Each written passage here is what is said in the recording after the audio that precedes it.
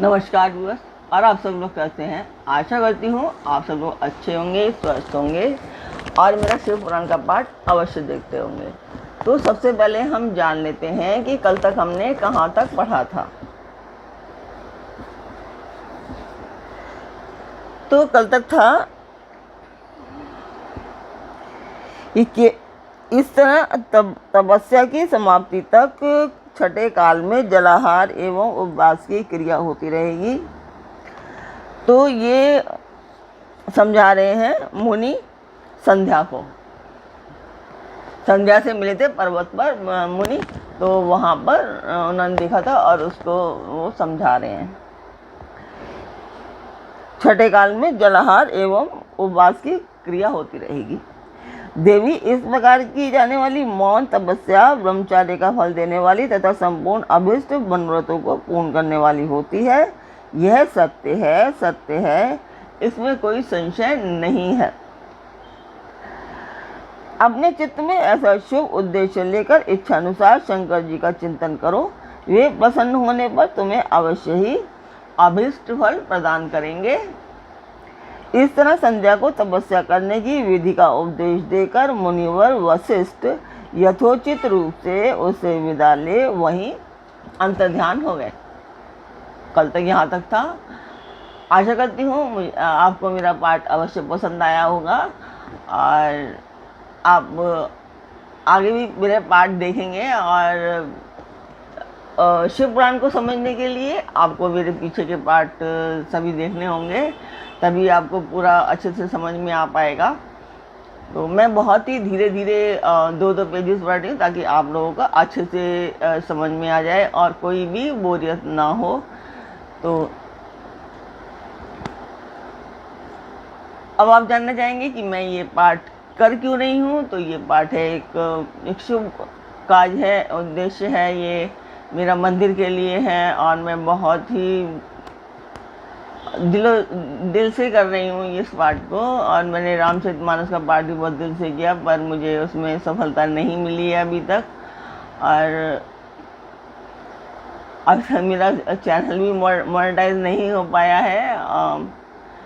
तो आशा करती हूँ आप लोग मेरा चैनल सब्सक्राइब करेंगे, लाइक करेंगे और शेयर करेंगे और अपने परिवार और मित्रों से भी सब्सक्राइब करवाएंगे और शेयर करवाएंगे ताकि मुझे ये उस उद्देश्य की प्राप्ति हो सके।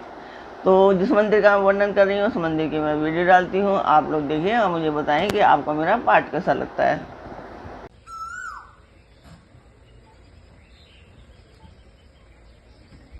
तो वो मंदिर की वीडियो आपने देखी, आपको मेरा पाठ कैसा लगता है कमेंट बॉक्स में मुझे अवश्य बताएं।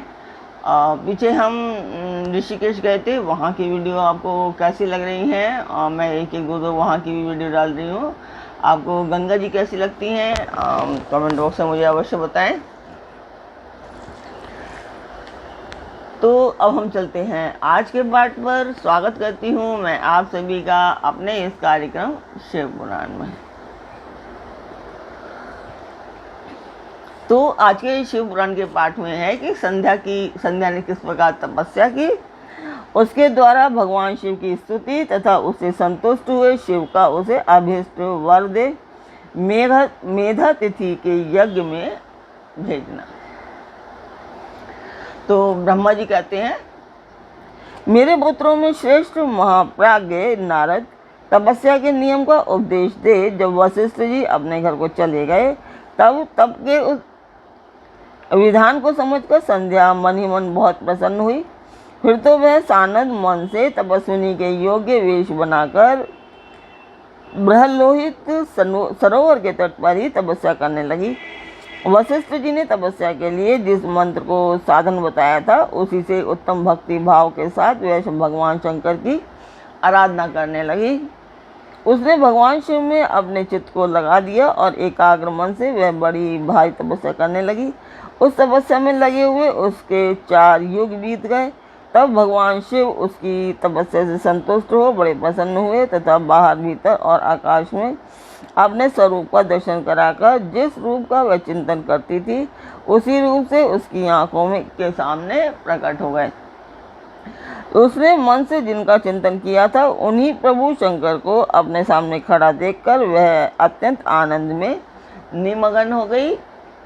भगवान का मुखारविंद बड़ा प्रसन्न दिखाई देता था। उसके स्वरूप से शांति बरस रही थी।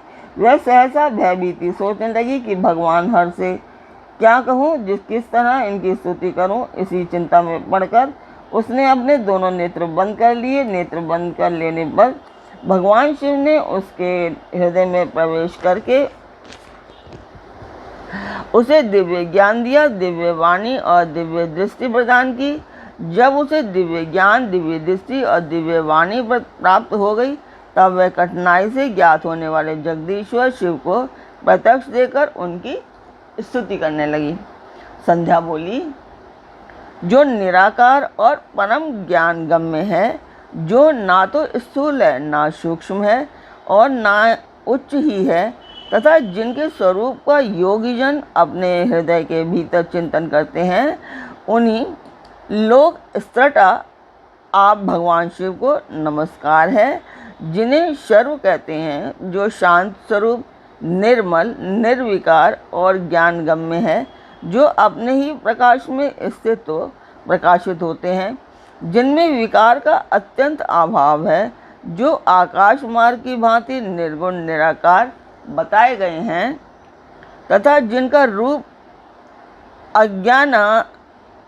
अज्ञान अंधकार मार्ग से सर्वथा परे है, उन नित्य प्रसन्न आप भगवान शिव को मैं प्रणाम करती हूँ, जिनका रूप एक अद्वितीय शुद्ध बिना माया के प्रकाशमान सच्चिदानंद में सहज निर्विकार नित्यानंद में सत्य ऐश्वर्य से युक्त प्रसन्न तथा लक्ष्मी को देने वाला है, उन आप भगवान शिव को नमस्कार है, जिनकी स्वरूप की ज्ञान रूप से ही उद्भावना की जा सकती है, जो इस जगत से सर्वथा भिन्न है एवं सत्व प्रधान ध्यान के योग्य आत्मस्वरूप सारभूत सबको पार लगाने वाला तथा पवित्र वस्तुओं में भी परम पवित्र है, उन आप महेश्वर को मेरा नमस्कार है। आपका जो स्वरूप शुद्ध मनोहर रत्नमय आभूषणों से विभूषित तथा स्वच्छ कर्पूर के समान गौर वर्ण है, जिसने अपने हाथों में वर, अभय, शूल और मुंड धारण कर रखा है, उस दिव्य चिन्मय सगुण साकार विग्रह से सुशोभित आप योग युक्त भगवान शिव को नमस्कार है। आकाश, पृथ्वी, दिशाएं, जल, तेज तथा काल ये जिनके रूप हैं, उन आप परमेश्वर को नमस्कार है। प्रधान प्रकृति और पुरुष जिनके शरीर रूप से प्रकट हुए हैं, अर्थात वे दोनों जिनके शरीर हैं, इसलिए जिनका यथार्थ रूप अव्यक्त बुद्धि आदि से परे है, उन भगवान शंकर को बारंबार नमस्कार है। जो ब्रह्मा होकर जगत की सृष्टि करते हैं, जो विष्णु होकर संसार का पालन करते हैं तथा जो रुद्र होकर अंत में इस सृष्टि का संहार करेंगे, उन्हीं आप भगवान सदाशिव को बारंबार नमस्कार है। जो कारण के भी कारण है, दिव्य अमृत रूप ज्ञान तथा अनिमा आदि ऐश्वर्य प्रदान करने वाले हैं, समस्त लोकांतरों का वैभव देने वाले हैं, स्वयं प्रकाश रूप हैं तथा प्रकृति से भी परे हैं, उन परमेश्वर शिव को नमस्कार है, नमस्कार है। यह जगत जिनसे भिन्न नहीं कहा जाता, जिनके चरणों से पृथ्वी तथा अन्याय अंगों से संपूर्ण दिशाएं, सूर्य, चंद्रमा, कामदेव एवं अन्य देवता प्रकट हुए हैं, और जिनकी नाभि से अंतरिक्ष का आविर्भाव हुआ है, उन्हीं आप भगवान शंभु को मेरा नमस्कार है। प्रभु, आप ही सबसे उत्कृष्ट परमात्मा हैं, आप ही नाना प्रकार की विद्याएं हैं, आप ही हर संहार करता हैं, आप ही सद्ब्रह्म तथा परब्रह्म हैं। आप सदा विचार में तत्पर रहते हैं, जिनका न आदि है, न मध्य है, न अंत ही है, जिनसे सारा जगत उत्पन्न हुआ है तथा जो मन और वाणी के विषय नहीं है, उन महादेव जी की स्तुति मैं कैसे कर सकूंगी। तो आज का पाठ मैं यहीं पर पूर्ण करती हूँ। कल फिर मिलेंगे एक नए पाठ में, एक नई उमंग, एक नई तरंग के साथ। तब तक के लिए आज्ञा दीजिए। आशा करती हूँ आपको मेरा पाठ अवश्य अच्छा लगा होगा। तो कल फिर मिलेंगे एक नए पाठ में, एक नई उमंग, एक नई तरंग के साथ। तब तक के लिए ओम नमः शिवाय।